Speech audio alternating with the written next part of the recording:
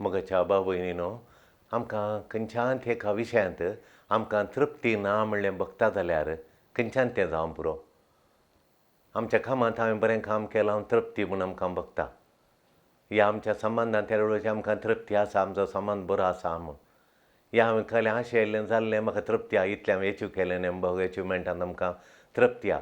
एकांत आमकां तृप्ती म्हणलें एकल्याक आमकां सांगूंक धैर्य आसना म्हाका तृप्ती आसा म्हणलें बघता की एकांत म्हाका सॅटिस्फाय आय एम सॅटिस्फायड म्हणलें आसा की मागण्यांत कितें केलें कितलें मागणें केल्यार आमकां आनी कितें मागणें करचें जालें म्हणलें तृप्ती म्हणली ना. हांवें सॅटिस्फायड बरें मागणें केलां आनी हांव इल्लें बरें मागणें करूं शिकाचें म्हणलें एक आसात. हें शिसांकी बगलें म्हाका आमकां तांकां तृप्ती ना मागण्यांत देखून जेजू कडेन म्हणाले ते येवन स्वामी आमकां मागणें म्हणून शिकय. बरें करून आमकां तृप्ती ना मागण्यांत आमकां सॅटिस्फाय ना देखून आमकां सॅटिस्फायड जायचें देखून आमकां मागणें करून शिकय तृप्ती मेळाचें आमकां देखून मागणें करून शिकय म्हणून. आनी तेदो जेजू तांकां आमच्या बापाचें मागणें शिकयता. मगाच्यान आमी इगर्जेक येता ह्या मागण्या बसता कालें सुरू मागणें करता आमी.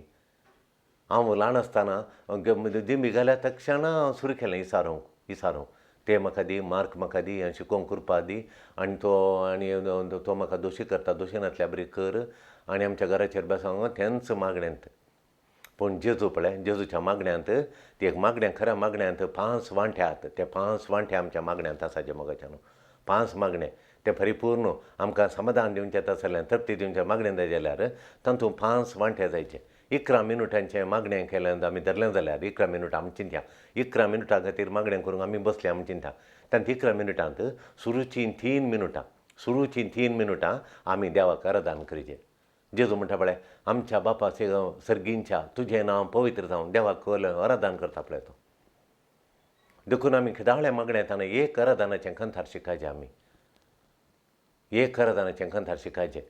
देखून हांव खिदाळे सकाळींचे उठोन मागणें येताना आमी पयलें आराधनाचें कंथार म्हणचें दिबिगाल दरनीर तकली दवरून आमी आराधनाचें कंथार म्हणचें आनी आराधनाचें कंथार आनी ताचे उपरांत देवाक आराधन करचें. ताच्या आराधनाचें उलें मारून ताणें कितें आराधन करता म्हूण सांगून आमी ताका आराधन करचें. ताचे बसोवन येवन दोळ्या मुखार हाडून तें आराधन करचें स्वाम्याक आराधन करचें. आनी दुसरें जावन आसा आराधन केल्या तक्षणा आमच्या पदका खातीर स्वाम्या म्हजी खाकृत कर म्हजी बिरमत पाव हांव वस्कत तुज्या मुखार म्हजें हांवें केल्ल्या सर अस्कतपण म्हजें बक्षी म्हाका बळादी कर म्हणून आमच्या स्वाम्याक खाकृत कर क्रिस्ताक खाकृत कर म्हणून म्हणाचें. आनी तें तो दुसरें तिसरो भाग जावन आसा मागण्याचो थंय अर्घ होगलाप देवान दिल्ल्या सर बेसांव खातीर ताका अर्घ होगलाप आमी दिचें अर्घ होगलाप. आनी चवथें जावन आसा चवथ्या मोगाच्यान हेरां खातीर आमच्यो विनवण्यो करच्यो हेरां खातीर मागचें आनी 5वें निमाणें आमच्या खातीर मागचें. आतां आराधन कितलें 11 मिनटाच्या मागण्यांत आराधनाक पयलीं 3 मिनटां ताच्या मागीर आमचें पदकां बक्षी म्हणून पताक रडचें 2 मिनटां परतून 3 मिनटां अर्घ होगलाप दिचें 3 मिनटां अर्घ होगलाप दिचें देवाक. मागीर 2 मिनटां हेरां खातीर मागाचें 1 मिनट म्हज्या खातीर मागाचें. तशें त्या नमणेचें मागणें जाल्यार आमच्या आपुरबायेचें मागणें जाता. देखून तशें मागणें करूंक आमी शिकायचें मोगाच्यान आमच्या मागण्यांत जेजूच्या आमच्या बापा मागण्यांत तातूंत आराधन आसा तातूंत आमचें पदकां बसून पताक रडचें आसा ताच्या मागीर सुती अर्गां ओगलाप आसा तातूंत आनी हेरां खातीर दिसपडटो ग्रास दी म्हणून हर एकल्यांक मागचें. म्हजे खातीर हें सगळें आसा तातूंत वांटापण आसा. देखून मोगाच्या बाबयनीनो आतां मागणें करता आमचें बरें मागणें जायचें जाल्यार एक बरें बळवंत मागणें एक देवाक मेसोवचें आसलें देवाक मांडवचें मागणें करचें जाल्यार आमी त्या मागण्यांत आमची उमेद आसाचें. थोडे कडेन बसता उमेद नासतना आतां काम करूंक येताना कशें आमी उमेदीन बसता शिकोवंक बसतना कशें उमेदीन शिकोवंक बसता ती उमेद एंथुसियाझम मागण्याची. दुसरें आमकां आशा आसाचे मागणें करची आशा आसाचे. मागणें एक भाग मोगाच्यान देवान दिल्लें वर्तें भाग कितें म्हळ्यार आतां पापसाहेबा कडेन ताका मेळचें पापसाहेबा मेळचें खरें आमकां भाग म्हणून आमी बगना गी तर सर्ग संवसाराच्या बापाक मेळचें व्हडलें भाग न्ही गी हर एक दिसा मागण्यांत. देखून आमकां ती मागण्याची आशा आसाचे मागण्याची उमेद आसाची उमेदीन करचें. आमची कंथारां आमचे लावालाविके म्हणटात हावा बावा घाल आमचें बोगणां घाल हा पुरबायेचें मागणें म्हणाचें आमी. आनी उत्साह आसा उर्बा आनी तो उत्साह ते मागण्यांत आमी दिसोवन येना. इगर्जेन जाल्यार कंथारां म्हणटा आनी पळय थोडे वटी कंथारांत म्हणना खाली क्वायरिस्तांत थोडे दोन मतारी त्या मतार जावन तांणी पिरगातात इगर्जेन कंथारां म्हणटाना आनी तांतू सगळे मीस तांतू आटापून आसा. तरणाटी भुरग्यांनी आसल्यार आनी सगळीं सांगता म्हळ्यार प्रायवंत तरणाट्यां सगळ्यांनी मेळून म्हळ्यार तें कशें बरें जाता. थोडे म्हातारीन तांकां दांब बांदूंक जायना, पोरयेक म्हातारी दोगां जाणां म्हातारवल्यान मस्त प्राय जाल्या. तांकां खाले म्हणटात म्हूण तांकां दिसना थोडे फावटी बूक थंय देखून कस जाता तांकां. देखून सगळ्यांनी संतोशान उर्बेन उल्हासान थोडे फावटी आमी पळयता प्रायवंत जाल्यार खोलो उर्बेन आनी उल्हासान म्हणटात. तशें उल्हासान आनी उर्बेन आमी म्हणाचें. दुसरें घालें म्हणाचें म्हळ्यार आमी एक मागणें आमची ड्युटी म्हूण काणून नजो. नातल्यार खाली सूख जाता. देखून ही म्हजी ड्युटी आनी हांवें म्हजी ड्युटी करचें म्हण. ड्युटी न्ही मागणें देवा मदें आनी म्हज्या मदें संबंद तो. देवाडे उलोवनचें बाग तें बाग म्हाका देवान व्हरतें बाग म्हज्या जिणेचें बाग तें ड्युटी न्ही. आनी तें सदांचें सवयेचें करूं नजो. सवयेचें म्हणून हें लेखूं नजो. मागणें सवयेचें सदांचें म्हणल्यार बिलकूल आमच्या मतीं घेवं नजो. तें सदांचें न्ही, तें सवयेचेंय न्ही. सदांचें सवयेचें न्ही. मागीर मागणें एक फॉर्मुला न्ही.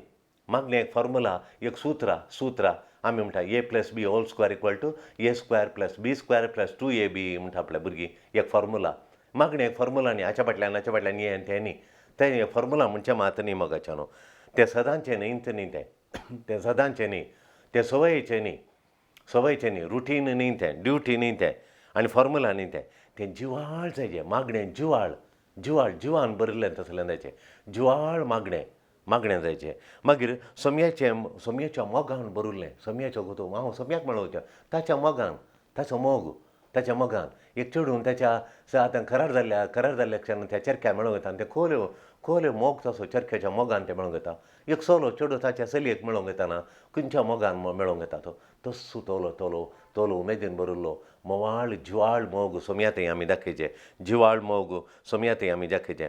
आनी मागणें जाल्ल्या बरीत आमची आत्मीक वाडवाड जायचें. हांगा आमी सुकता. आमी मागणें करता. सदांय मागता न्ही हांव. खंय मागना हांव. सदांय मागता. कितलें मागता हांव तें म्हणटा तें म्हणटा हें म्हणटा. पूण आत्मीक वाडवाड जाल्या तुजी आत्मीक वाडवड जावना. तुजी आत्मीक वाडवड बिलकूल जावना तुजी. तुवें मागणें केल्या उपरांत तुजी आत्मीक वाडवड जायची जाली तुजी आत्मीक वाडवड जाल्यार मात तुवें मागणें केल्ल्या बरी जाता. देखून मागणें करनासतना आत्मीक वाडवड जायनासतना खंयली मागणें हांव तितल्या वरां मागणें केलां इतल्या वरां मागणें केलां तशें केलां अशें केलां म्हणटा आमी. आत्मीक वाडवड जाल्यार मात आमचें मागणें इफेक्टीव मागणें जालें. आत्मीक वाडवड जाल्या तुजी. आत्मीक वाडवड जाल्यार मात्र तुजें मागणें पावरफूल जालां म्हणल्यार अर्थ. देखून क्रिस्तांतय मोगाच्या न्हू. क्रिस्तांतय आमी वाडल्या गी. क्रिस्तांव आमची फाळां रोमल्यात गी. सांपावलो म्हणटा पळय तो मागण्यांत वाडला. तो म्हळ्यार क्रिस्तांतय तुमची फाळां रोमया घट्ट रावा तुमी हालायनातल्या रुका बरी जाया क्रिस्तांतय म्हणटा. देखून आमी क्रिस्तांतय आमी फाळां रोमयल्यात की तांतू मागण्यांत तें जायचें. मागीर मागण्यांत आमच्यो संवसाराच्यो राठावळ्यो तीं हें आनी पुरा संवसाराचें आकर्शण मागण्यांत येवं नजो. मागण्यांत फोकस आमच्या गामान ध्यान मौन केंद्रीकृत देवाच्या काळजाचेर देवाचेर जायचें. त्या वेळार आमचें मागणें इफेक्टीव परिणामकारी मागणें जाता. देखून तसलें मागणें करूंक जेजू आमकां कृपा दिवन दी म्हूण मागया. आमेन.